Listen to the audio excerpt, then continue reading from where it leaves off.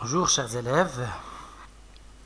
Eh bien, aujourd'hui nous allons avoir la leçon de la condition et de l'hypothèse. Avec vous, M. Tofek Belayachi, le niveau ciblé c'est la 3e année du cycle secondaire collégial. Le but c'est relier deux propositions par des expressions de condition. Bien, alors la condition, on commence par le cas de si. Nous avons d'abord deux phrases. Tu as de l'argent, tu t'achètes une voiture. Maintenant, toi, tu n'as pas d'argent. Tu fais une supposition. Tu supposes que tu as de l'argent. Alors, si tu as de l'argent, tu vas acheter une voiture. Sinon, tu ne vas pas acheter de voiture. Bien, alors, cette phrase, elle devient suppositoire. Elle ne devient pas réelle. D'accord ? Ça devient une condition de la réalisation de cette phrase. Si cette condition est réalisée, cette phrase est réalisée. Si cette condition n'est pas réalisée, cette phrase n'est pas réalisée. Alors, c'est ce qu'on démontre ici. Notre phrase, c'est une phrase, qui sera régie par la condition ou l'hypothèse.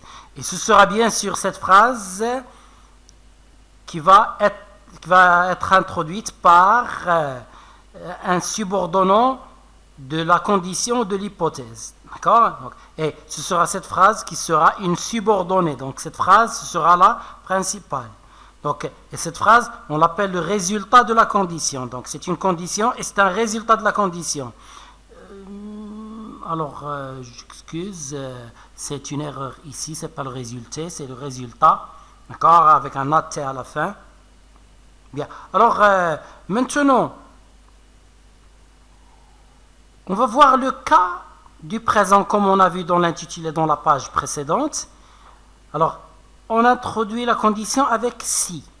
Si tu as de l'argent. Ceci nous montre qu'il y a maintenant une condition, ou bien une hypothèse, une supposition. D'accord ? Ça signifie que cette phrase n'est pas réelle, elle est suppositoire. Elle peut se réaliser, elle peut ne pas se réaliser. Donc, si tu as de l'argent, tu t'achèteras une voiture. Donc, on va voir que si plus présent de l'indicatif. Et, s'il vous plaît, chaque fois que je dis un temps, sans dire le mode c'est indicatif, conditionnel, subjonctif, impératif. Donc, lorsque je prononce un temps et que je ne prononce pas le mode, il s'agit toujours du mode indicatif. Par exemple, on peut dire le passé simple. On peut dire le plus que parfait. On peut dire l'imparfait. Le passé composé. Donc tous ces temps, lorsqu'on ne cite pas le mode, c'est l'indicatif. Et si on a un autre mode, on cite obligatoirement le mode. On ne peut pas dire le présent tout seul pour le présent du subjonctif ou bien de l'infinitif. Ou bien. D'accord ? Alors, maintenant, tu t'achètes une voiture, ou bien tu t'achèteras une voiture. Donc ici, le temps, c'est... Bon, je vais m'attarder chaque fois avant d'afficher le temps. Pourquoi ? Pour vous laisser le temps, à vous, chers élèves, d'essayer de déterminer le temps.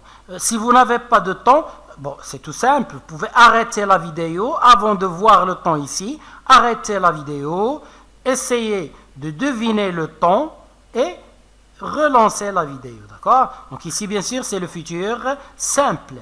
Bon, je vais vous donner 3 cas et je ne vais pas citer le 4e cas qui est le futur proche. D'accord ? Ce sera tu t'achètes ou bien tu vas t'acheter. S'il vous plaît, tu t'achètes, c'est avec une apostrophe ici. D'accord ? C'est un apostrophe. Bon, maintenant, le 2e cas, c'est tu t'achètes une voiture. C'est le, bien sûr, présent de l'indicatif. N'oubliez pas, je ne m'attarde pas beaucoup, mais si vous avez besoin de temps pour réfléchir, vous arrêtez la vidéo. Le pause est très simple, d'accord ? Faites un pause et vous essayez de répondre, ensuite vous relancez. 3e temps, achète-toi une voiture. Et bien sûr ici, le temps c'est l'impératif présent. D'accord? Il y a le présent de l'impératif. Bon, alors, notez une petite chose, s'il vous plaît. Tu, au présent de l'indicatif, prends un S. Au passé simple, il ne prend pas d'S. Bien sûr, on parle du premier groupe. Parce que tu, pour le deuxième groupe, pour le troisième groupe, à l'impératif, il prend un S. Mais tu, pour le premier groupe, il ne prend pas d'S. D'accord? Bien. Alors, maintenant, c'est un résumé de ces trois règles. Présent de l'indicatif, ça veut dire ici si plus présent de l'indicatif. Si plus présent de l'indicatif, il va nous donner le futur simple de l'indicatif, ou bien le présent, ou bien le présent de l'impératif. Vous pouvez aussi ajouter ici, si vous voulez, une petite flèche et mettre futur proche. D'accord? On peut l'avoir aussi. Maintenant, on va passer au deuxième cas et au troisième cas de si. D'accord? Donc, c'est le deuxième cas et c'est le troisième cas. Le deuxième cas, c'est si plus imparfait. Et le troisième cas, c'est si plus que parfait. Alors, si plus imparfait, elle va nous donner, bien sûr, c'est le conditionnel présent. D'accord? Donc, si plus imparfait conditionnel présent, si plus que parfait, ce sera le conditionnel passé. Donc, si plus présent dans ces trois cas qu'on a vus, futur simple, présent de l'indicatif, présent de l'impératif. Si plus imparfait, il va nous donner conditionnel présent. Si plus que parfait, il va nous donner conditionnel passé. D'accord? Et voilà le résumé de ces règles-là. Donc, bien sûr, ici, c'est toujours ainsi. Imparfait de l'indicatif, conditionnel présent. Plus que parfait, conditionnel passé. Bien. Alors, on peut déplacer la subordonnée après la principale. Donc, on a dit la phrase avec si, c'est la subordonnée. L'autre phrase, c'est la principale. Donc, je peux avoir cet ordre, ou bien je peux inverser l'ordre comme ça. J'affiche maintenant les deux phrases. Donc, vous voyez, je peux commencer par la subordonnée, finir par la principale. Je peux commencer par la principale et terminer par la subordonnée. Mais, ce qui est obligatoire, c'est d'avoir le subordonnant, l'expression de liaison avec la subordonnée. On ne peut pas avoir si ici. Je ne peux pas déplacer si tout seul ici. D'accord? Alors faites attention à ce cas. Par exemple, le jour de l'examen, on peut vous donner encore une phrase comme ça. On vous dit, commencez cette phrase avec tu t'achètes. D'accord? Bon, alors maintenant,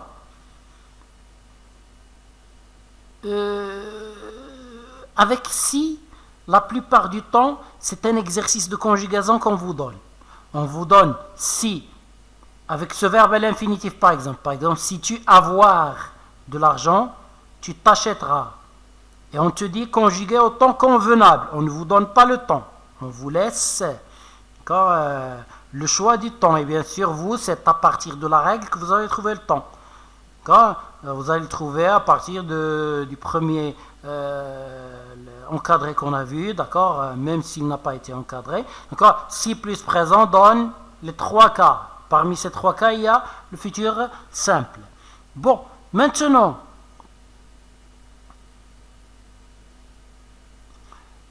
des expressions introduisant l'indicatif. Alors, s'il vous plaît, pour toutes les leçons de subordonnée, lorsque je vous dis introduisons l'indicatif, c'est-à-dire il n'y a pas de temps précis.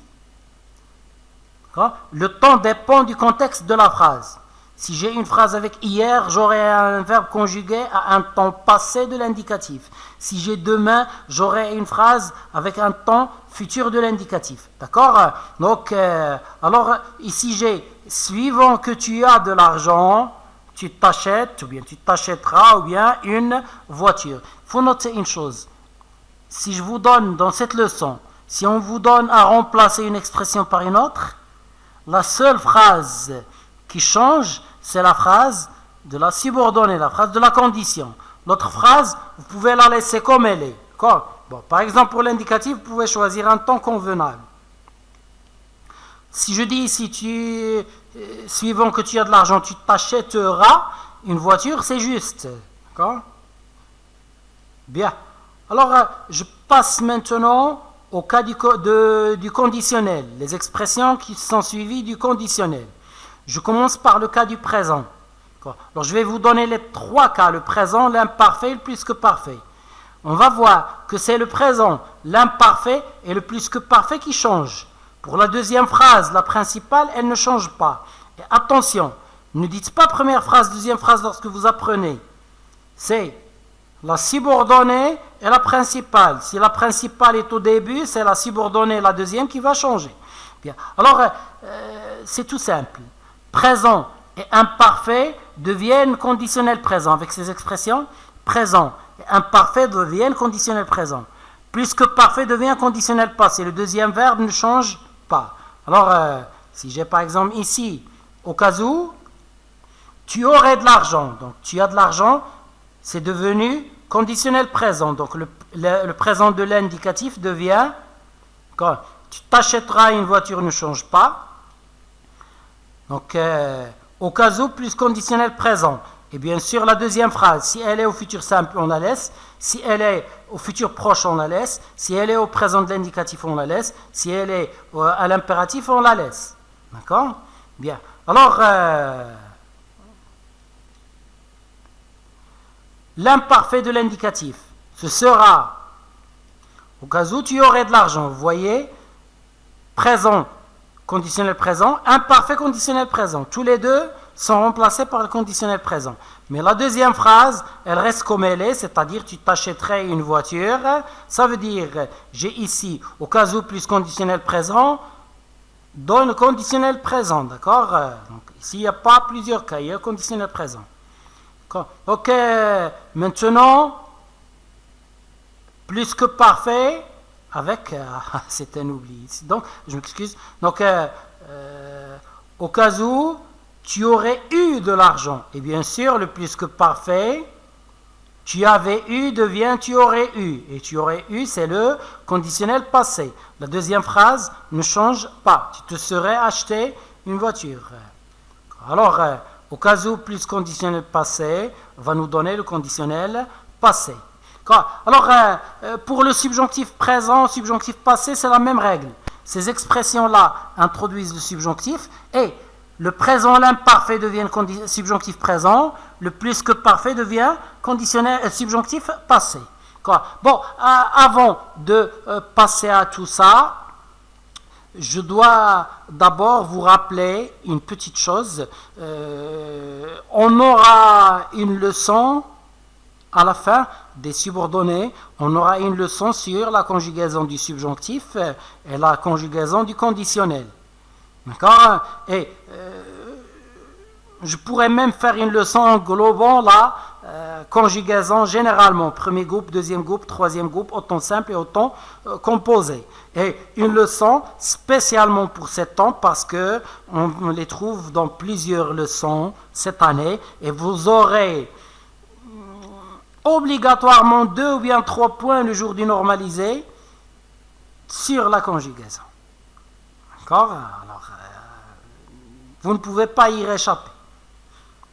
Ok, vous aurez de la conjugaison. Alors le mieux, c'est d'apprendre par exemple le premier groupe et le deuxième groupe, les apprendre par cœur s'il le faut, d'accord, pour ceux qui ne le maîtrisent pas encore. Et le troisième groupe, si on connaît le premier groupe, le deuxième groupe, ça nous facilite un peu la tâche pour le troisième groupe qui n'a pas de règles. Bien. Une autre remarque, s'il vous plaît.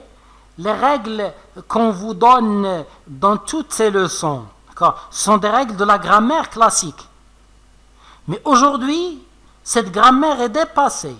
Aujourd'hui, vous trouvez parfois des phrases qui ne respectent pas ces règles qu'on a ici. Ceci plus présent donne, aussi plus imparfait donne conditionnel présent bien. Donc on peut trouver des phrases qui ne respectent pas cela. Alors, bien sûr, nous, on étudie en classe je m'excuse, la grammaire classique.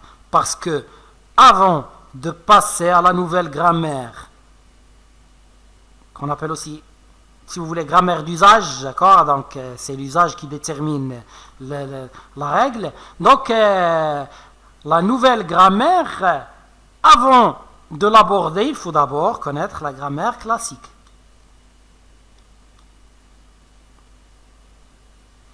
À condition que tu aies de l'argent. Donc tu as de l'argent devient tu aies de l'argent, devient subjonctif présent. Deuxième phrase ne change pas. Subjonctif présent ne change pas. L'imparfait, il va devenir lui aussi subjonctif présent. Deuxième phrase ne change pas. Alors vous voyez, pour le cas du conditionnel, présent imparfait devient conditionnel présent. Pour le cas du subjonctif, présent imparfait devient subjonctif présent. Et conditionnel passé pour le plus que parfait et subjonctif passé pour le plus que parfait. Ici, on va avoir le subjonctif passé. Alors, sera, tu aurais eu, à condition que tu aies eu de l'argent, tu te serais acheté une voiture. Bien. Avec ces expressions, on arrive à la dernière partie de cette petite leçon. D'accord ? Ce sont les leçons, ce sont les expressions introduisant l'infinitif. Bien, je dois vous dire une chose. Ce qu'on va apprendre ici pour comment transformer une phrase comme ça, avec un verbe conjugué, en une subordonnée infinitive, donc les mêmes mécanismes sont appliqués à peu près pour toutes les leçons des subordonnées. Toutes les expressions qui introduisent l'infinitif, ils transforment la phrase de la même façon. Alors, qu'est-ce qu'on a ici? On a, qu'est-ce qu'on fait? À condition 2. À condition 2, lorsque je veux transformer cette phrase en phrase infinitive, j'ai deux choses à faire. Première chose, bye bye le tu. D'accord ? Bon, mais avant, s'il vous plaît, j'ai oublié de vous dire ici que pour pouvoir relier ces deux phrases, il faut avoir le même sujet pour les deux propositions. Donc ici, tu as tu et tu. C'est pour ça que je l'ai encadré en noir comme ça et écrit en blanc. C'est pour remarquer qu'on a le même sujet. Quelques cas très rares avec des pronoms de reprise ou bien avec des verbes de conception, bien d'accord, donc quelques de perception, je m'excuse, avec des verbes de perception, quelques cas très rares peuvent être transformés avec ces expressions, même si elles ont un sujet différent pour chaque proposition, d'accord. Mais nous, on ne va pas aborder ces complications, on parle simplement des phrases qui ont le même sujet. Alors, première chose à faire, effacer le premier sujet. Je reviens en arrière. Quand j'ai la phrase, première chose à faire, j'efface le sujet de la subordonnée. Deuxième phrase, je remplace le verbe par l'infinitif. Le verbe conjugué est remis à l'infinitif. Donc, à la place de tu as de l'argent, avoir de l'argent. Alors, ces deux transformations sont de mise pour toutes les subordonnées. Parfois, on trouve quelques transformations supplémentaires pour certaines expressions, pour certains subordonnants. D'accord ? Bien, alors, deuxième phrase ne change pas. Donc, à condition d'avoir de l'argent, tu t'achètes une voiture. Il faut donc, ce sont les deux transformations, bien sûr, effacer le sujet de la proposition, de l'hypothèse et de la condition, mettre le verbe à l'infinitif. Je dois vous dire une petite chose avant de vous dire au revoir. Je vais reprendre ces leçons avec une explication en arabe. Donc, comme je fais pour les leçons de la première du bac, c'est pour les élèves en difficulté, ceux qui ne peuvent pas me comprendre en français. Donc, ils vont avoir recours aux leçons en arabe, ça va leur faciliter la tâche. Alors, bonne chance, bonne réussite et à la prochaine.